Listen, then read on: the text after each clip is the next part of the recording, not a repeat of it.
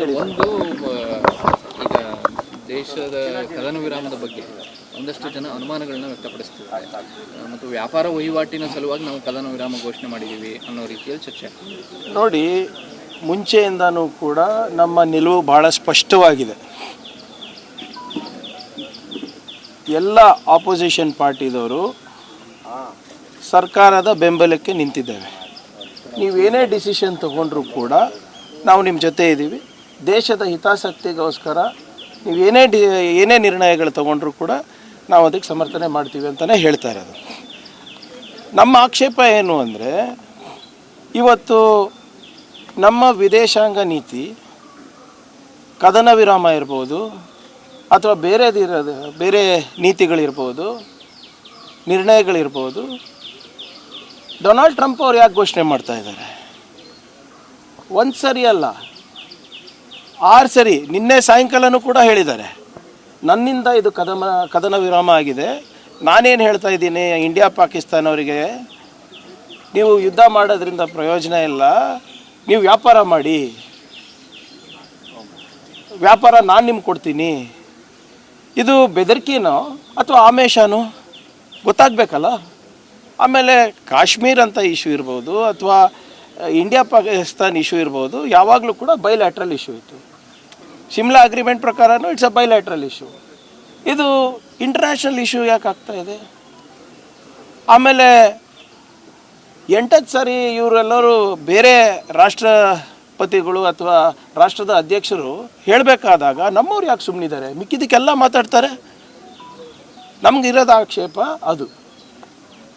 ಇಲ್ಲದ್ರೆ ಹೇಳಿಬಿಡಿ, ಇಲ್ಲಪ್ಪ ನಮ್ಮ ಫಾರಿನ್ ಪಾಲಿಸಿಯನ್ನು ನಾವು ಔಟ್ಸೋರ್ಸ್ ಮಾಡಿದ್ದೇವೆ, ಇವಾಗ ಕಾಶ್ಮೀರ ಇಂಟರ್ನ್ಯಾಷನಲ್ ಇಶ್ಯೂ, ನಾವು ಏನಿದ್ರೂ ಕೂಡ ಅಮೇರಿಕಾ ಮುಂದೆ ಮಂಡಿ ಉರ್ತೀವಿ ಹೇಳಿಬಿಡಿ. ನಿಂತೇ ಹೋಗುತ್ತಲ್ಲ ಈ ಚರ್ಚೆ. ಚಪ್ಪನ್ ಇಂಚ್ ಕಾ ಸೀನಾ ಅಂತ ಹೇಳೋದು, ಲಾಲಾಂಕ್ ಅಂತ ಹೇಳೋದು, ತಿರಂಗ ಯಾತ್ರೆ ನಡೆಸೋದು, ಮತ್ತು ಅಮೇರಿಕಾ ಹೇಗೆ ಹೇಳ್ತಾ ಇದೆ ಹಾಗೆ ಕೇಳ್ತಾ ಇರೋದು. ಮತ್ತು who is in charge of foreign policy? ನಮ್ಮ ರಾಷ್ಟ್ರದ ನೀತಿಗಳು ನಮ್ಮ ಪ್ರಧಾನಮಂತ್ರಿಗಳು ಹೇಳ್ರಿ, ನಾವು ಕೇಳ್ತೀವಿ.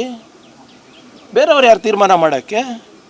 ಪದೇ ಟ್ರಂಪ್ ಅವರು ಇದು ಹೇಳ್ತಾ ಇದ್ದಾಗ ಮಾನ್ಯ ಪ್ರಧಾನಮಂತ್ರಿಗಳು ಯಾಕೇನು ಉತ್ತರ ಕೊಡ್ತಾ ಇಲ್ಲ ಇದಕ್ಕೆ? ಆಲ್ ಪಾರ್ಟಿ ಮೀಟಿಂಗ್ ಕರೆದ್ರು ಅದಕ್ಕೂ ಬರೋದಿಲ್ಲ, ಪಾರ್ಲಿಮೆಂಟ್ ಕನ್ವೀನ್ ಮಾಡಿ ಅಂದರೆ ಅದಕ್ಕೂ ಹೇಳೋದಿಲ್ಲ. ಈ ಯುದ್ಧ ಪ್ರಾರಂಭ ಆದಾಗ ಆಲ್ ಪಾರ್ಟಿ ಮೀಟಿಂಗಿಗೆ ಬಂದಿಲ್ಲ ಪ್ರಧಾನಮಂತ್ರಿಗಳು, RSSಗೆ ಬ್ರೀಫಿಂಗ್ ಕೊಡ್ತಾರೆ. RSSಗೆ ಇದಕ್ಕೇನು ರೀ ಸಂಬಂಧ? Who are they? Non political organisation ಅಂತ ಹೇಳ್ಕೊಂಡವರು ಹೋಗಿ ಅಲ್ಲಿಗೆ ಬ್ರೀಫಿಂಗ್ ಕೊಡ್ತಾರಲ್ಲ, ಏನಕ್ಕೆ? ಸಿಂಪಲ್ ಕ್ವೆಶ್ಚನ್ಗಳು ಕೇಳ್ತಾ ಇದ್ದೀವಿ ನಾವು. ನಮ್ಮ ಫಾರಿನ್ ಪಾಲಿಸಿಯನ್ನು ನೀವು ಔಟ್ಸೋರ್ಸ್ ಮಾಡಿದ್ದೀರಾ, ನಂಬರ್ 1. ಸೀಸ್ ಫೈರಿನ ಟರ್ಮ್ಸ್ ಆ್ಯಂಡ್ ಕಂಡೀಷನ್ಸ್ ಏನಿದೆ? ಪಾರ್ಲಿಮೆಂಟನ್ನು ಯಾವಾಗ ಕನ್ವೀನ್ ಮಾಡಿ ದೇಶದ ಜನರಿಗೆ ಸತ್ಯ ಹೇಳ್ತೀರಾ? ಪಹಲ್ಗಾಮ್ನಲ್ಲಿ ಆದಂಥ ದುರ್ಘಟನೆಗೆ ಜವಾಬ್ದಾರಿ ಆದಂಥ ಆ ಭಯೋತ್ಪಾದಕರು ಎಲ್ಲಿದ್ದಾರೆ? 250 ಕಿಲೋಮೀಟರ್ ನಮ್ಮ ಗಡಿನಲ್ಲಿ ಬಂದು ಇಂಥ ಒಂದು ಕೃತ್ಯ ಮಾಡಿ ಅವರು ವಾಪಸ್ ಹೋದ್ರ ಏನು ಇನ್ನೂ 150 ಕಿಲೋಮೀಟರ್ ಒಳಗೆ ಬಂದಿದ್ದಾರಾ? ಅದ್ರ ಬಗ್ಗೆ ಯಾರು ಚರ್ಚೆನೇ ಮಾಡ್ತಾ ಇಲ್ಲ. ಇವೆಲ್ಲ ಪ್ರಶ್ನೆಗೆ ಉತ್ತರ ಕೊಡಬೇಕಾಗಿದ್ದು ಯಾರು ಹೇಳಿ? ಪ್ರಧಾನಮಂತ್ರಿಯವರು. ಅವ್ರು ಬಿಟ್ಟಿನೆಲ್ಲರೂ ಕೊಡ್ತಾ ಇದ್ದಾರೆ.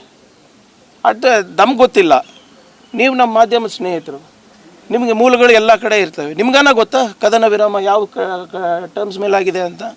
ಓಪನ್ ಆಗಿ ಹೇಳ್ತಾರಲ್ರಿ ಟ್ರಂಪ್ ಅವರು, ನಾವು ಇಲ್ಲಿ ಮೇಕ್ ಇನ್ ಇಂಡಿಯಾ ಮಾಡಬಾರ್ದು ಅಂತ. ಆಮೇಲೆ ಇವರು ಹೋಗಿ ಅವ್ರಿಗೆ ಅಪ್ಕೊಂಡಿದ್ದು ಬರೋ ಪ್ರಧಾನಮಂತ್ರಿಗಳಿಗೆಲ್ಲ ಅಪ್ಕೊತಾರೆ. ಇವರು ಫ್ರೆಂಡ್ ಅಂತ ಹೇಳ್ಕೊಡ್ತಾರೆ. ಏನು ನಮ್ಮ ಯಾವುದೋ ಒಂದು ದೊಡ್ಡ ಕಾರ್ಯಕ್ರಮ ಮಾಡಿದ್ರಲ್ಲಪ್ಪ, ಹೌಡಿ ಮೋದಿ, ನಮಸ್ತೆ ಟ್ರಂಪ್, ಅಬ್ ಕಿ ಬಾರ್ ಟ್ರಂಪ್ ಸರ್ಕಾರ.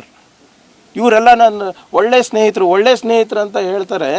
ಒಳ್ಳೆ ಸ್ನೇಹಿತರು ಯಾರನ್ನ ಹಿಂಗೆ ಚೂರಿ ಹಾಕ್ತಾರೇನ್ರಿ? ನಿಮ್ಮ ಮನೆಗೆ ಬಂದು ನಿಮಗೆ ದ್ರೋಹ ಮಾಡ್ತಾ ಇದ್ದಾರಲ್ಲ, ಏನು ಸ್ಟ್ಯಾಂಡ್ ಈಗ ಹೇಳ್ತಾ ಇದ್ದಾರಲ್ಲ ಭಾಳ ಕಷ್ಟಪಟ್ಟು.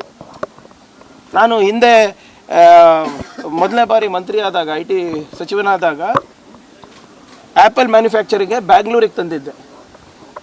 ತೆಲಂಗಾಣದಾಗ ಹೋಗಬೇಕಾಗಿತ್ತು, ಗುಜರಾತಿಗೆ ಹೋಗಬೇಕಾಗಿತ್ತು, ಮಹಾರಾಷ್ಟ್ರಕ್ಕೆ ಹೋಗಬೇಕಾಗಿತ್ತು. ಕಷ್ಟಪಟ್ಟು ಅಮೇರಿಕಾದವರಿಗೆ ಕುಪರ್ಟಿನೋದಲ್ಲಿ ರಾತ್ರಿ 1 ಗಂಟೆಗೆ ಪ್ರೆಸೆಂಟೇಷನ್ ಕೊಟ್ಟಿದ್ದು ವಿಧಾನಸೌಧದಿಂದ. ಕಷ್ಟಪಟ್ಟು ನಾವು ಇಲ್ಲಿ ಮ್ಯಾನುಫ್ಯಾಕ್ಚರಿಂಗ್ ತಂದಿದ್ದು, ಆ್ಯಪಲ್ ಮ್ಯಾನುಫ್ಯಾಕ್ಚರಿಂಗ್ ಬೆಂಗಳೂರಿಗೆ.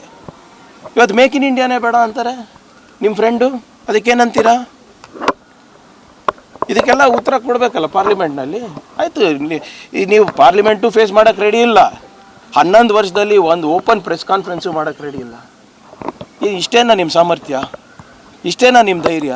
ಮತ್ತು ನಿಮ್ಮದು ಎಲ್ಲ ದೊಡ್ಡ ದೊಡ್ಡ ಪ್ರೋಗ್ರಾಮ್ಗಳೆಲ್ಲ ಹೇಳ್ತಿರಲ್ಲ ಇಷ್ಟೆಲ್ಲ ಘಂಟಾಘೋಷವಾಗಿ, ನಾಚಿಕೆ ಬರಬೇಕು.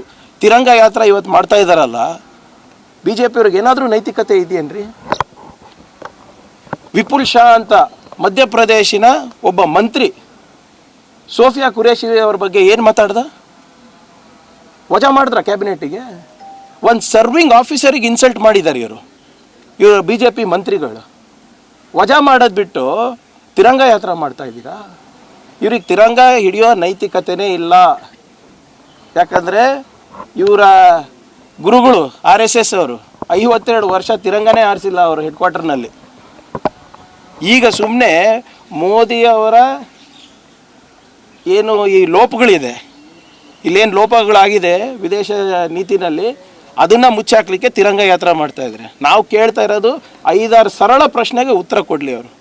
ನಾವು ಈಗಲೂ ಕೂಡ ಹೇಳ್ತಾ ಇದ್ದೀವಿ, ನೀವು ಏನೇ ನಿರ್ಣಯ ನಮ್ಮ ದೇಶದ ಹಿತಾಸಕ್ತಿಗೋಸ್ಕರ ತಗೋತೀರಾ, we are with you, but be transparent.